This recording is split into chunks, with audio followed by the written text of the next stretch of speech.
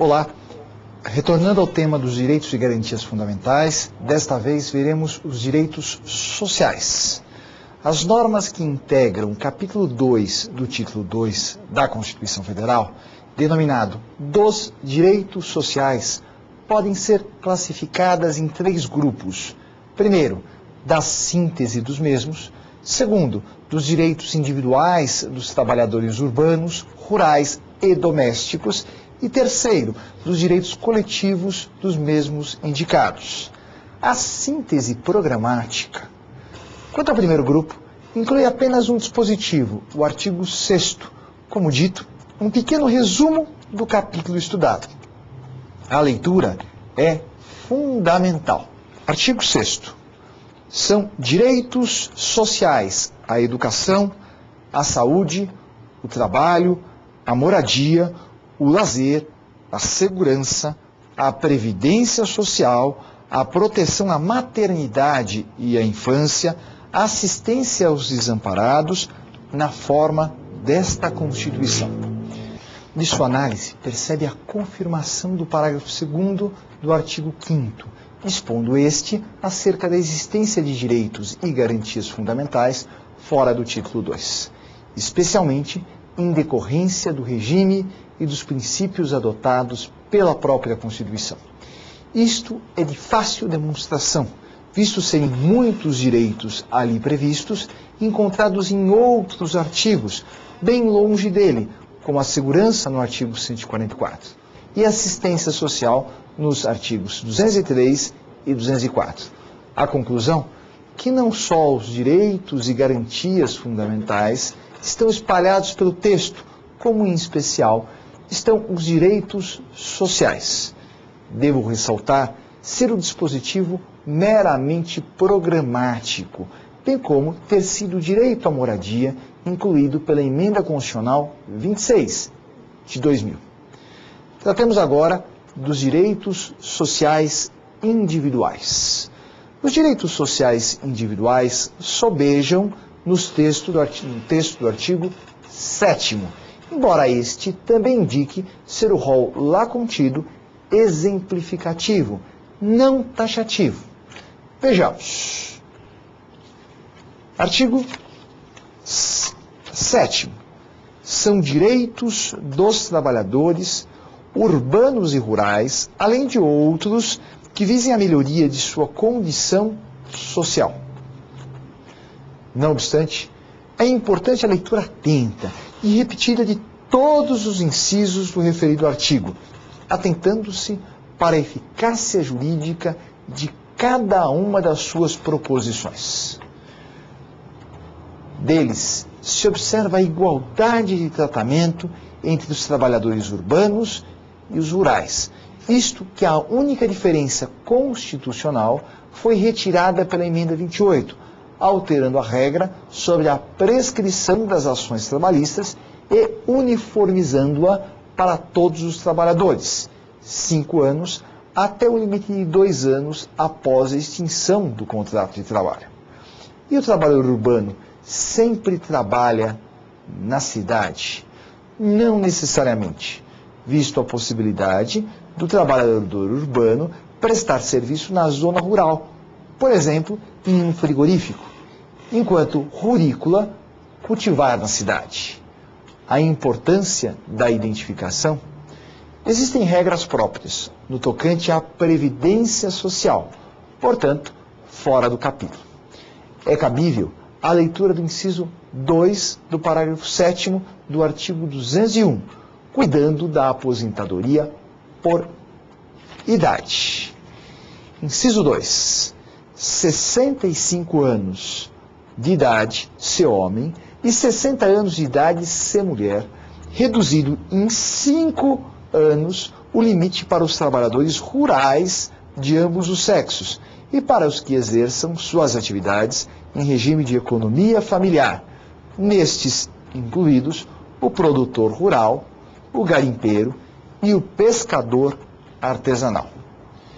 Em momento derradeiro, criou-se categoria diferenciada de trabalhadores, dos domésticos, os quais não são assegurados alguns direitos, entre eles o seguro-desemprego e o fundo de garantia por tempo de serviço, previstos nos incisos 2 e 3.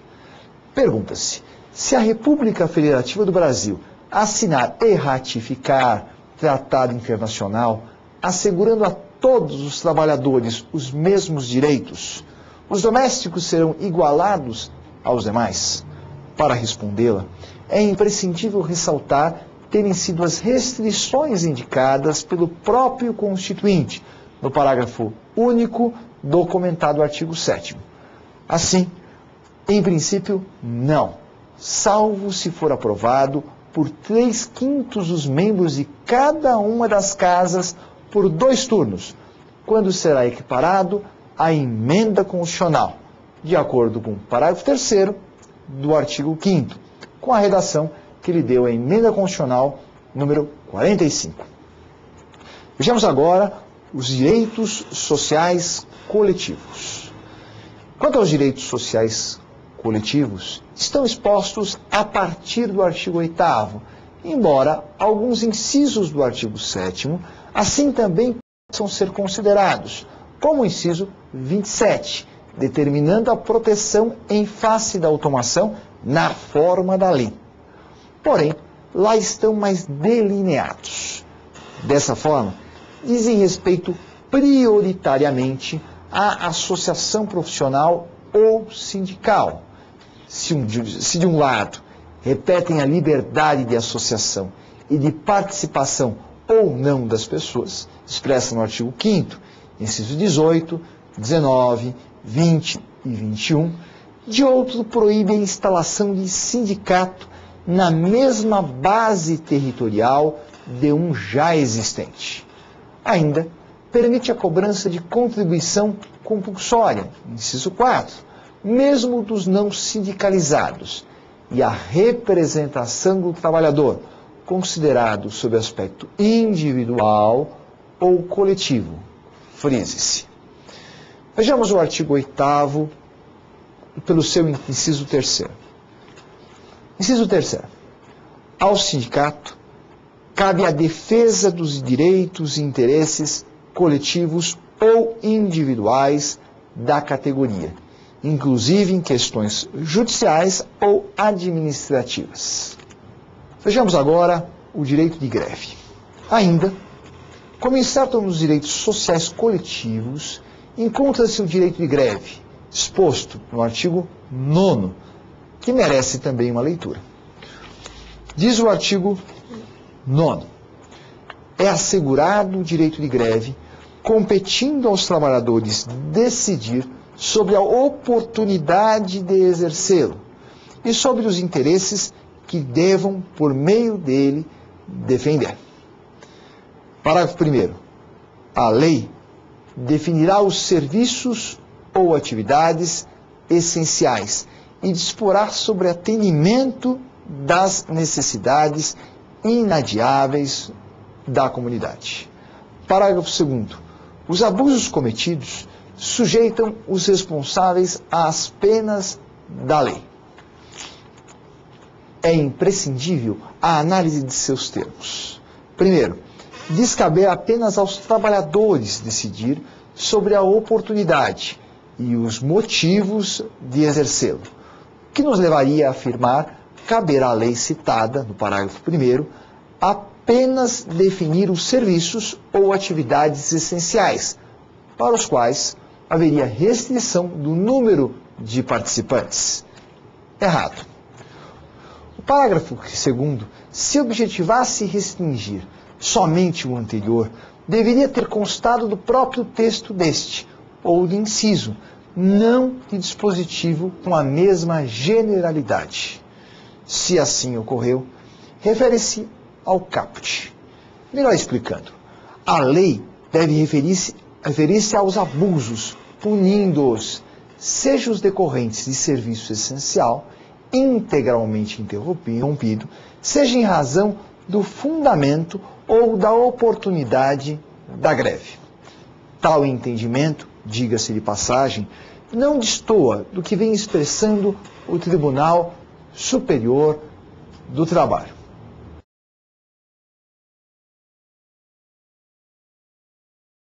Devemos sair agora dos direitos sociais, mas dentro dos direitos e garantias fundamentais, tratar da nacionalidade.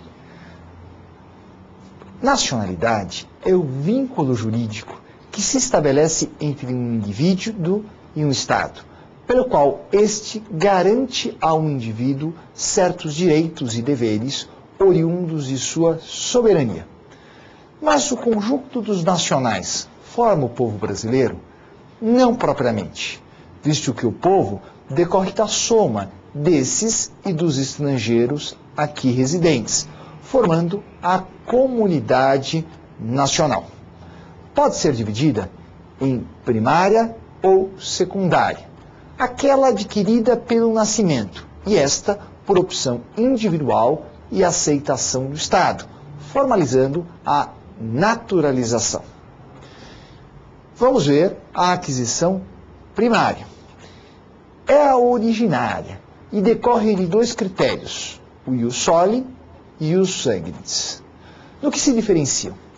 O ius soli, de serem nacionais, os nascidos em território do Estado, independentemente de os pais serem ou não de lá oriundos, enquanto o ius sanguinis vincula nacionalidade à ascendência, independentemente do local de nascimento. O ius sanguinis era o critério de definição de nacionalidade típico do direito romano, até a decadência. Era considerado romano aquele que tivesse pai ou mãe com a mesma titularidade. Ao contrário, era estrangeiro o que nascesse em Roma, porém sem pai ou mãe nacionais. Tal teoria era absolutamente justificável à época, eis que, primeiro, Roma era organizada com base nas tradições dos fundadores. Segundo, o Império Romano era expansionista, o que determinava grande quantidade de legiões e funcionários públicos fora de sua sede. O critério, embora atenuado no século III d.C., acabou por constituir herança de quase todos os países europeus. Dessa forma, o descendente até a terceira geração, quer tenha nascido lá, no Brasil, na Líbia ou na China, será italiano. É absolutamente irrelevante o local, o território de nascimento. Como exemplo, lembro do Chico Buarque e da Marieta Severo. Em plena ditadura militar, dirigiram-se para a Itália a trabalho e lá foram informados de que, se prudentes fossem, não deveriam voltar. A artista estava grávida de uma de suas filhas, nascida em Roma. Italiana? Não, pois os seus pais não detinham essa qualidade. E o Brasil?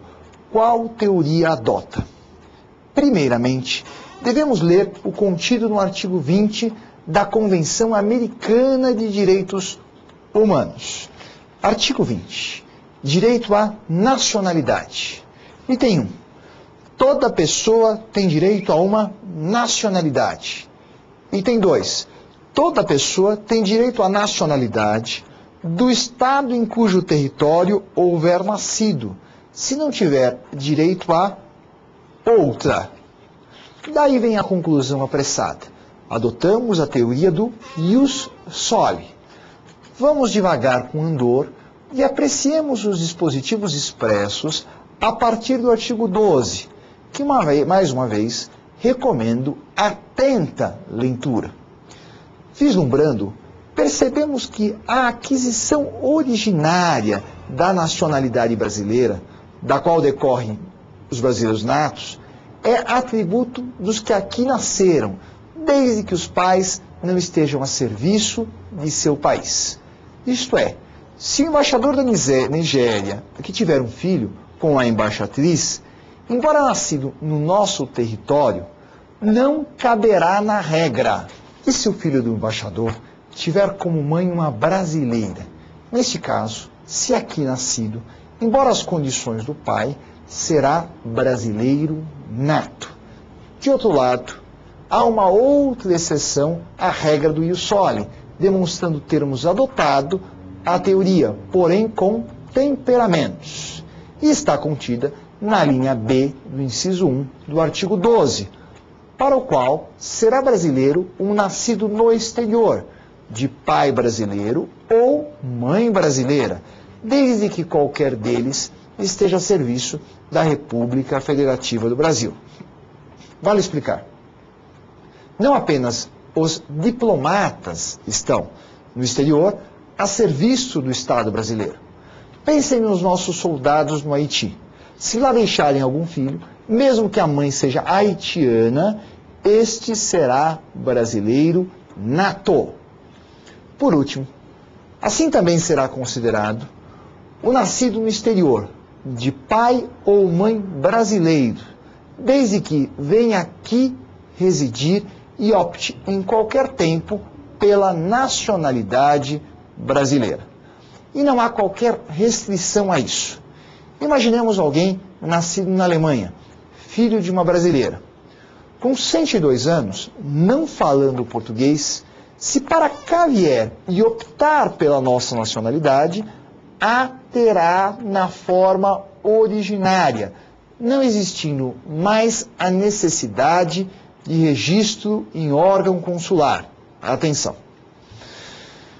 Vejamos agora a aquisição secundária.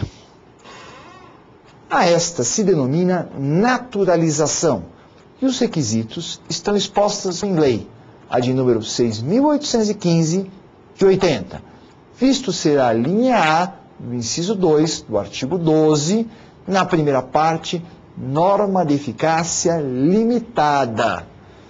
Não obstante isto, o referido dispositivo e a linha B acabaram por estabelecer duas formas extraordinárias de aquisição de nacionalidade, com requisitos bem menos extensos do que os previstos em lei. Vejamos. Inciso 2. Naturalizados. A linha A. Os que, na forma da lei, adquiram a nacionalidade brasileira, exigidas aos originários de países de língua portuguesa, apenas residência por 1 ano, ininterrupto, e idoneidade moral. A linha B.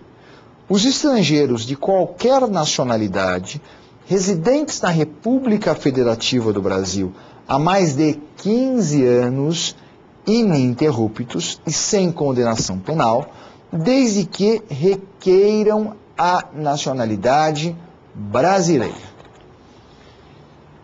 Em primeiro lugar, visou o Constituinte prestigiar os oriundos de países que falam a nossa língua. E o motivo é simples. Sob o aspecto cultural, estão muito próximos dos brasileiros, já que tiveram o mesmo colonizador. Ainda, mesmo com prazo maior, permite aos estrangeiros que não comprovarem todos os requisitos previstos em lei a naturalização, bastando a inexistência de condenação penal e o requerimento. E os brasileiros naturalizados têm tratamento diferenciado em relação aos natos? É bom colocar na cabeça de cada um de vocês. Todos são brasileiros e qualquer diferenciação deve estar contida no próprio texto constitucional. Existe? Sim, está exposta no parágrafo 3º do dispositivo em comento. Qual é? Certos cargos não poderão ser ocupados por naturalizados. É fácil deduzi-los.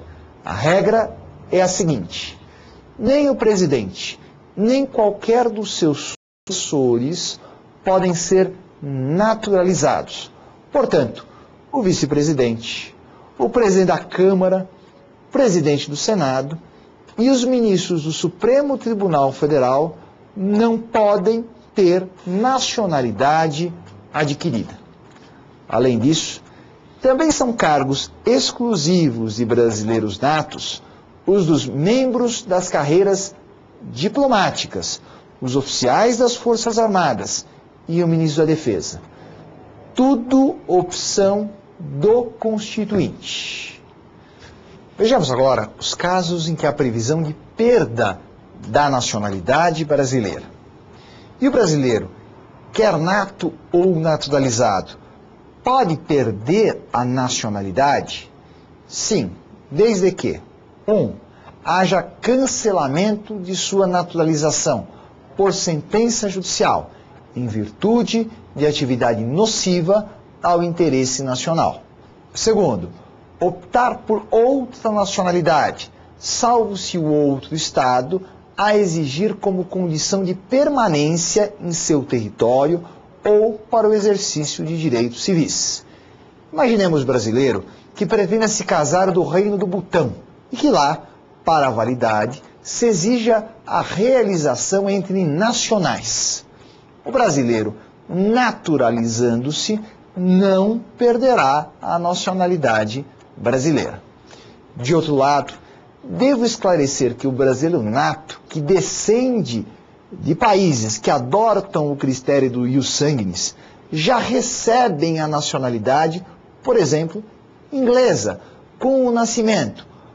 Por nada optam, razão pela qual, só por isso, não perderão a nossa. E os portugueses aqui residentes?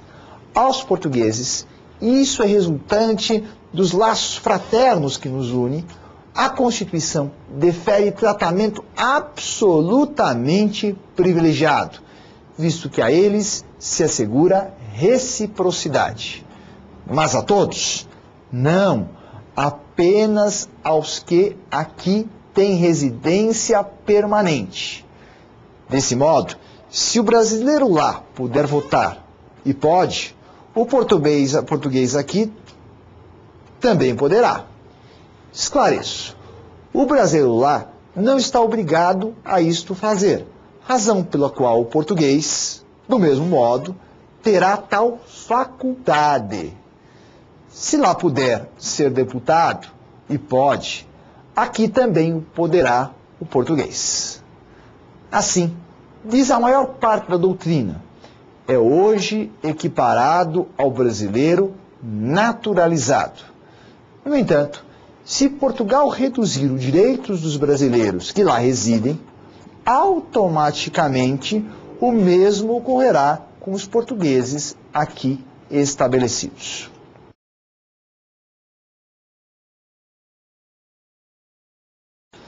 Esgotado o tema da nacionalidade, vejamos agora os direitos políticos.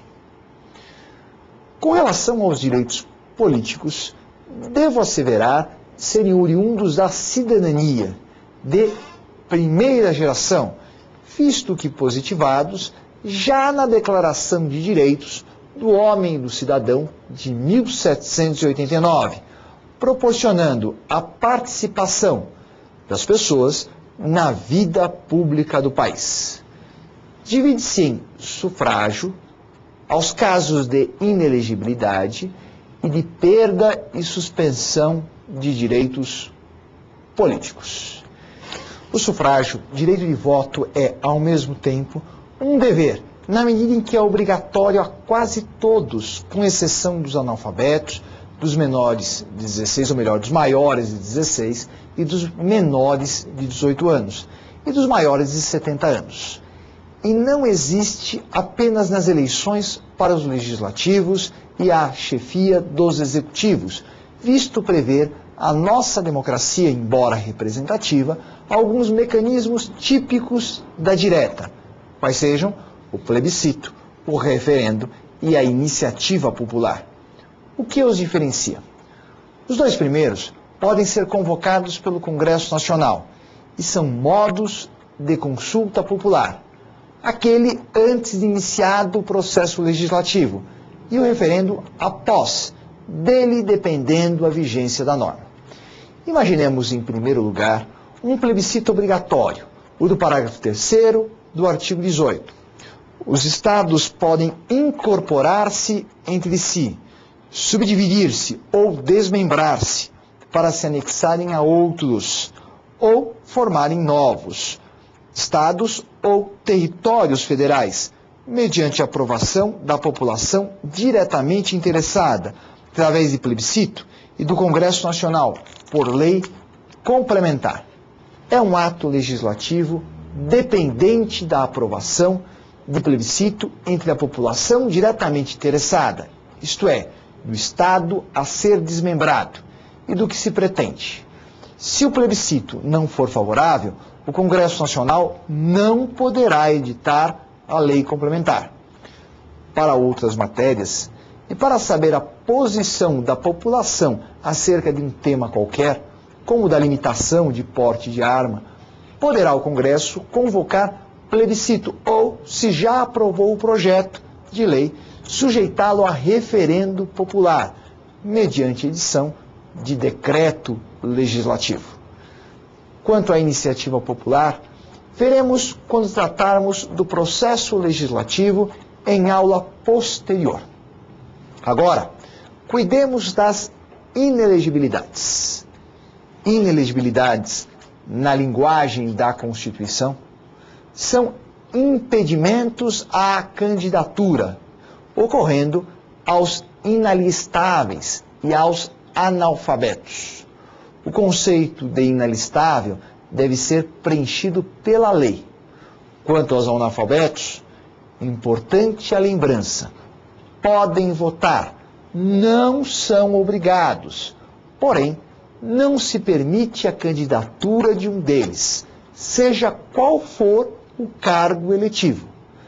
Estas são inelegibilidades absolutas. De outro lado, quanto às inelegibilidades relativas, são as que vedam reeleições e as de parentesco, além de outras decorrentes da lei, como se percebe do parágrafo 9º do artigo 14. Lei complementar estabelecerá outros casos de inelegibilidade e os prazos de sua cessação, a fim de proteger a probidade administrativa, a moralidade para o exercício do mandato, considerada a vida pregressa do candidato e a normalidade e legitimidade das eleições contra a influência do poder econômico ou abuso de exercício de função, cargo ou emprego na administração direta ou indireta. Em relação às reeleições, a elas não há nenhum impedimento para os cargos do parlamento, isto é, nada obsta que deputado se candidate quantas vezes quiser ao mesmo cargo, ocorrendo restrições apenas aos de chefia do Executivo, federal, estadual e municipal. Assim, presidente da República pode pleitear a reeleição, porém, por uma única vez, o mesmo ocorrendo em relação aos demais citados. Já em decorrência do parentesco, seja consanguíneo ou por afinidade, o parágrafo 7º do mesmo artigo 14 também prevê limitações aplicáveis aos ligados às chefias do Poder Executivo ou a quem ocupou o cargo nos últimos 6 meses de mandato, visando preservar a lisura da eleição, para que a máquina não seja utilizada em favor do próximo ao poder. Nesse sentido, de serem inelegíveis no território do titular, isto é importante, o cônjuge e os parentes consanguíneos ou afins, até o 2º grau ou por adoção. Pensemos, o marido ou a mulher do presidente da República poderá ser candidato a cargo de vereador do município de Belém do Pará? Não, pois o território de exercício do chefe de governo é todo o país. E o marido de governadora pode ser candidato a vereador em município inserido no seu estado? Não, visto o território de atuação da esposa. Não obstante, há uma exceção. Se já titular de mandato eletivo e candidato à reeleição. O caso da mulher que, deputada estadual, vê o seu marido eleito ao cargo de governador. Para ela, não haverá impedimento a novos pleitos, visto concorrer à reeleição. Dessa forma, é importante ressaltar ser o pai parente em primeiro grau, o irmão em segundo grau, porém a cunhada e o sobrinho em terceiro grau. Nada impedindo que estes dois últimos concorram a mandato eletivo no território do chefe do executivo, seu cunhado ou sobrinho. Para finalizar, interessantíssimo é o conteúdo do parágrafo 6º do artigo 14, aplicável apenas às chefias do executivo. Se o titular quiser concorrer à reeleição, não haverá a necessidade de renúncia, isto é, ocupa a função até o último dia, mesmo durante o processo eleitoral. E, se eleito, encaixa um mandato no outro. Em outra ponta, se quiser concorrer a outro cargo, seja ele qual for, deverá renunciar ao mandato até 6 meses antes do pleito. Vejamos agora os casos em que se perde ou em que há suspensão dos direitos políticos. As hipóteses previstas no artigo 15 diferenciam-se e devem ser classificadas de acordo com a transitoriedade. Desse modo, são de perda o cancelamento de naturalização por sentença transitada em julgado e a recusa de cumprimento de obrigação a todos imposta. O cancelamento de naturalização gera a perda dos direitos políticos por via reflexa, pois a nacionalidade brasileira é requisito ao exercício destes. Com o cancelamento, se finda a cidadania, retornando a pessoa à condição de estrangeira, motivo pelo qual também se esvai a razão de exercer o direito de votar e de ser votado. No que tange à recusa ao cumprimento de obrigação a todos imposta, assegura a liberdade de convicção filosófica e de crença prevista no inciso 8º do artigo 5º, permitindo a prestação alternativa. Em exemplo, se questões filosóficas ou teleológicas, ou melhor, teológicas, movem-me à negativa do serviço militar obrigatório, não perderei os meus direitos políticos, desde que opte e realize prestação alternativa. Quanto aos casos de suspensão, decorrem de incapacidade civil absoluta, condenação criminal transitada em julgado e de condenação por improbidade administrativa. São casos de suspensão, visto que, superada a primeira ou findados os efeitos dos dois últimos casos, deixarão de existir. Aqui é importante observar que a condenação criminal transitada em julgado, mesmo que o réu se livre solto, ou que lhe seja deferida a sursi ou a liberdade condicional, será causa de suspensão de direitos políticos. Imagine um sujeito condenado a 2 anos de reclusão, com o deferimento de prisão domiciliar ou liberdade condicional. Está, sim, sofrendo os efeitos da sentença. Portanto, até findar-se a pena, não poderá exercer os direitos políticos. Irão dizer-me, mas professor, este não pode votar? Não pode votar ou ser votado. Isto lhe é vedado. E se não o impede, é por desorganização da justiça eleitoral.